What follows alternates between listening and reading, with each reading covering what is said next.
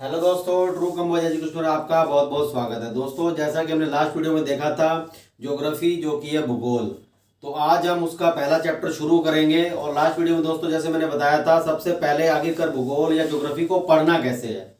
सबसे पहले बड़ा पार्ट, अब उस बड़े पार्ट के अंदर क्या है, उसके फिर अंदर क्या है, और लास्ट में उसके अंदर क्या है। इसी तरीके से ज्योग्राफी और भूगोल को पढ़ा जाता है। तो सबसे पहले सबसे बड़ा ब्रह्मांड, अब उस ब्रह्मांड के अंदर हैं अरबों गैलेक्सीज। उस गैलेक्सी के अंदर है हमारी गैलेक्सी जो कि है मिल्की वे या आकाश गंगा। अब उसी मिल्की वे में क्या है, हमारा सौर मंडल, और उस सौर मंडल के अंदर है हमारी पृथ्वी। और उस पृथ्वी को हम जब पूरा पढ़ेंगे तो ऑटोमेटिकली हमारा ज्योग्राफी भूगोल खत्म होगा। तो थोड़ा थोड़ा देखते हैं दोस्तों। इसमें हम पहले ब्रह्मांड को, ब्रह्मांड यूनिवर्स, इसकी दोस्तों उत्पत्ति कैसे हुई है। ब्रह्मांड यूनिवर्स की उत्पत्ति के बारे में दोस्तों अलग अलग साइंटिस्ट ने अलग अलग मत, अलग अलग सिद्धांत दिए हैं। बट जो सबसे ज्यादा वैलिड सिद्धांत, जिसके ऊपर सभी सभी वैज्ञानिकों ने अपनी सहमति जताई है दोस्तों, वो मत है big bang theory. Big bang theory जो कि महाविस्फोट, बिग बैंग थ्योरी का मतलब है महाविस्फोट। मतलब एक किसी समय कई अरबों साल पहले, लगभग 13 साढ़े 13 अरब साल पहले एक बहुत ही बड़ा विशाल विस्फोट हुआ और पूरा का पूरा ब्रह्मांड का निर्माण हुआ। कई खंड, कई तारे, उल्का पिंड अलग अलग बिखर गए और एक बहुत बड़े ब्रह्मांड का निर्माण हो गया। यह है बिग बैंग थ्योरी। बाकी अगर आप बिग बैंग थ्योरी को डीप पढ़ना चाहो तो वो भी आप पढ़ सकते हैं। अब दोस्तों, इस सिद्धांत को दिया किसने था, आखिरकार किस वैज्ञानिक ने पता लगाया कि ब्रह्मांड का जो उत्पन्न हुआ है, ब्रह्मांड बना, ब्रह्मांड का निर्माण किस वैज्ञानिक ने बताया। दोस्तों बताया जॉर्ज लेमेंटियर। जॉर्ज लेमेंटियर जो कि एक बेल्जियम के वैज्ञानिक थे, जॉर्ज लेमेंटियर। इन्होंने बिग बैंग थ्योरी का के बारे में बताया। बेल्जियम दोस्तों, जिसकी राजधानी ब्रुसेल्स है।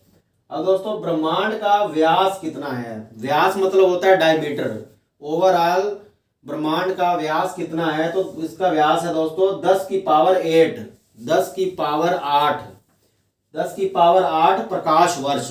प्रकाश वर्ष को इंग्लिश में बोलते हैं लाइट ईयर्स। दोस्तों कई ऐसी टर्म्स हैं इसमें भूगोल में जो आपको कंफ्यूज कर सकती हैं, तो मैं आपको ये बोलूंगा, मैं यहाँ पर हिंदी वर्ड्स का ज़्यादा प्रयोग करता हूँ। बाकी आपको कहीं भी कंफ्यूजन हो तो आप गूगल पे आराम से देख सकते हैं कि प्रकाश वर्ष को इंग्लिश में क्या बोलते हैं या फिर सौरमंडल को इंग्लिश में क्या बोलते हैं, तो आप वहाँ से कंफर्म कर सकते हैं। तो इसका जो डायमीटर है 10⁸ लाइट ईयर्स या प्रकाश वर्ष। अब ब्रह्मांड के अंदर लगभग 100 अरब गैलेक्सी हैं। ब्रह्मांड के अंदर लगभग माना जाता है 100 अरब गैलेक्सी हैं। अब दोस्तों हम आगे देखेंगे गैलेक्सी को। गैलेक्सी आखिरकार क्या होता है। गैलेक्सी को हिंदी में बोलते हैं मंदाकिनी। गैलेक्सी को हिंदी में बोलते हैं मंदाकिनी। और गैलेक्सी मंदाकिनी आखिरकार होता क्या है, थोड़ी सी दोस्तों मैं इसकी आपको परिभाषा बताता हूँ। तारों का ऐसा समूह जो धुंधला सा दिखाई देता है। तारों का ऐसा समूह जो धुंधला सा दिखाई देता है। आपको अगर कभी भी मंदाकिनी या गैलेक्सी को देखना हो तो आजकल तो शहरों में तो कम आपको देखने की मिलेंगी। अगर आप कभी भी किसी गांव में जाएं और मौसम काफ़ी क्लियर हो तो आप ज़्यादातर गर्मियों में देखने को मिलता है, क्योंकि आजकल सर्दियों में धुंध होती है तो इतना आपको गैलेक्सी या मंदाकिनी को देख नहीं पाएंगे। आप देखेंगे, आप अगर देखेंगे आसमान में देखेंगे धुंधला धुंधला सा, आप गौर से देखेंगे तारे अलग अलग जगह पे तारे दिखेंगे और आपको धुंधला धुंधला सा दिखाई देगा। एक जगह पर इकट्ठा भूरा भूरा सा आपको व्हाइट व्हाइट कलर का कुछ ना कुछ अलग, साथ साथ तारे भी होंगे और धुंधलाहट सी दिखाई देगी, और उसी चीज को बोलते हैं मंदाकिनी या गैलेक्सी। अब दोस्तों, एक गैलेक्सी में औसतन कितने तारे होते हैं। पूरे ब्रह्मांड में 100 अरब गैलेक्सी हैं और एक सिंगल गैलेक्सी में लगभग माना जाता है 100 अरब ही तारे होते हैं, जिसमें से एक हमारा तारा, जो एकमात्र तारा सूर्य है, और सूर्य पृथ्वी से कई लाखों गुना बड़ा है। अब दोस्तों, जिस मंदाकिनी में हम रहते हैं, जिस मंदाकिनी का पार्ट हमारी पृथ्वी है, उस मंदाकिनी को क्या कहते हैं। कई बार ये क्वेश्चन पूछा गया है। उस मंदाकिनी या उस गैलेक्सी का नाम क्या है। उस गैलेक्सी को दोस्तों बोलते हैं मिल्की वे। इंग्लिश में बोलते हैं मिल्की वे और हिंदी में बोलते हैं दुग्ध मेखला। मिल्की मतलब मिल्क मतलब दूध, तो दूध मतलब दुग्ध मेखला। मेखला का मतलब होता है रास्ता या ऐसी कोई लंबी लाइन। तो मिल्की वे या दुग्ध मेखला, और कहीं कहीं हमारी मंदाकिनी को आकाश गंगा भी बोलते हैं। आकाशगंगा क्यों बोलते हैं? अब जब कभी भी जैसे मैंने आपको पहले बताया, अगर आप कभी आसमान में देखेंगे तो आपको ऐसा लगेगा तारे आपस में ऐसे कोई पानी की तरह फ्लो कर रहे हैं, तो उसी को आकाश की गंगा बोला गया। जिस तरीके से गंगा फ्लो कर रही है उसी तरीके से आकाश में जो गंगा है तारों की, तो उसको बोलते हैं आकाश गंगा, जो कि है मिल्की वे।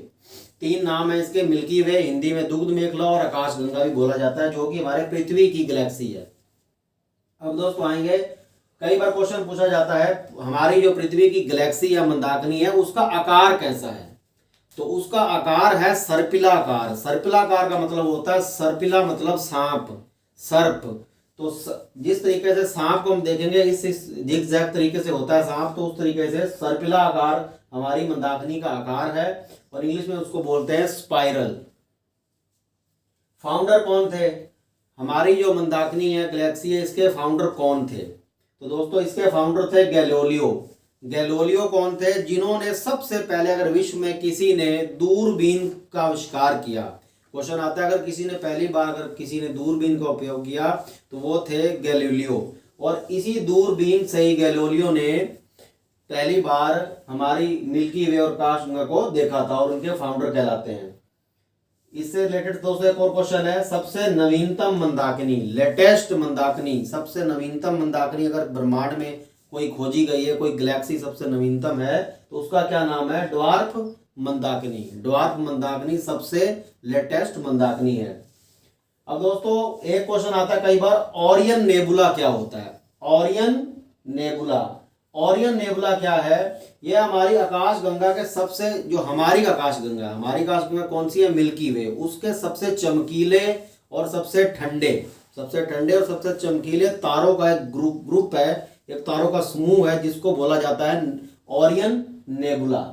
अब दोस्तों मिल्की वे मंदाकिनी को हमने देख लिया, हमने उसमें अपने मिल्की वे को भी देख लिया। अब दोस्तों इस मिल्की वे के अंदर कई अरब 100 अरब तारे हैं, उनमें से एक तारा है सूर्य, जो कि सूर्य के आसपास जितने भी ग्रह मंडरा रहे हैं उनमें से हमारा एक ग्रह है पृथ्वी, और जिसमें हम भूगोल को सारा पढ़ेंगे। अब आते हैं हम सौर मंडल पर। दोस्तों सौर मंडल क्या है? सौर मंडल या सोलर सिस्टम क्या है? सौर मंडल, सोलर सिस्टम उसको बोलते हैं सूर्य के चारों तरफ बहुत सारे ग्रह, क्षुद्र ग्रह, उपग्रह, उल्का पिंड और अलग अलग आकाश में बहुत सारे अलग अलग पिंड सूर्य के चारों ओर चक्कर काट रहे हैं, सूर्य के चारों ओर परिक्रमा कर रहे हैं। और जितने भी सूर्य के चारों ओर परिक्रमा कर रहे हैं उन सभी ग्रुप को, सूर्य और उनके सामने जो भी परिक्रमा कर रहे हैं उनको ग्रुप को मिलाकर एक कंबाइंड फॉर्म में बोलते हैं सोलर सिस्टम या सौर मंडल। तो दोस्तों मैंने यहाँ पर थोड़ा सा यहाँ डिजाइन बनाकर समझाने की कोशिश की है, जैसा कि ये सूर्य और इसके चारों तरफ अलग अलग पिंड या ये ग्रह भी हो सकते हैं, जिसमें पृथ्वी, बुध, शनि अलग अलग हैं, तो इनके चारों ओर ये चक्कर काट रहे हैं। अब दोस्तों हमने सुना है, आपने अच्छे से इसके बारे में पता होगा कि शुरुआत में 9 ग्रह थे हमारे सौर मंडल में। कितने ग्रह थे? 9। और इस समय एट प्रेजेंट हमारे सौर मंडल में कितने ग्रह हैं? 8। तो 8 इस समय हमारे पूरे सौर मंडल में ग्रह हैं। तो पहले 9 थे, अब 8 हो गए। कैसे हो गए? तो दोस्तों एक यम नाम का ग्रह था। अभी जो 8 हैं वो कौन कौन से 8 हैं? बुध, शुक्र, पृथ्वी, मंगल, बृहस्पति, शनि, अरुण और वरुण। इसमें पहले होता था अरुण, वरुण और यम। यम 9वां ग्रह होता था, पर ग्रह कहलाने के लिए कुछ कंडीशंस होती हैं। ग्रह उसी को बोला जाता है जो सूर्य की परिक्रमा करते हैं। सूर्य की अगर पूरी परिक्रमा जो ग्रह जो पिंड कर लेता है उसको ही बोला जाता है कि वो ग्रह है। बट यम का क्या था? यम कभी कभी तो पूरी परिक्रमा करता था, पर कभी कभी नहीं करता था, फॉल्ट कर जाता था। तो इसलिए 2006 अगस्त 2006 में 2006 में प्राग सम्मेलन हुआ। प्राग क्या है? प्राग एक जगह है, चेक गणराज्य एक देश है, चेक गणराज्य एक देश है जिसकी राजधानी है प्राग। वहाँ पर दोस्तों एक सम्मेलन हुआ। वहाँ पर बड़ी बड़ी ऑर्गेनाइजेशन जैसे इसरो, नासा, जितने भी एरोनॉटिक्स रिलेटेड ऑर्गेनाइजेशंस हैं, वहाँ के बड़े बड़े वैज्ञानिक बैठे और उन्होंने डिसाइड किया कि जो यम है यह उस ग्रह की श्रेणी में नहीं आता, तो उसको उस ग्रहों की श्रेणी से हटाकर छोटे ग्रहों की श्रेणी में रख दिया। तो वो छोटे ग्रह मैं आपको पढ़ाऊंगा, तो उस श्रेणी में उसको हटा दिया। अब उपग्रहों की श्रेणी में जो है 8 ग्रह हैं, जो कि ये मैंने यहाँ पर लिखे हैं, ये हमको हटा दिया गया। अब दोस्तों जितने भी हमारे प्लानट हैं, 8 ग्रह हैं, 8 ग्रहों को 2 पार्ट में पढ़ते हैं। एक होते हैं इनर प्लानेट और एक होते हैं आउटर प्लानेट। तो इनर प्लानेट कौन से होते हैं? इनर प्लानेट को बोलते हैं पार्थिव प्लानेट बोलते हैं, पार्थिव ग्रह। इनर प्लानेट को पार्थिव ग्रह भी बोलते हैं। पार्थिव ग्रह क्यों बोलते हैं? पार्थिव से मतलब है पृथ्वी।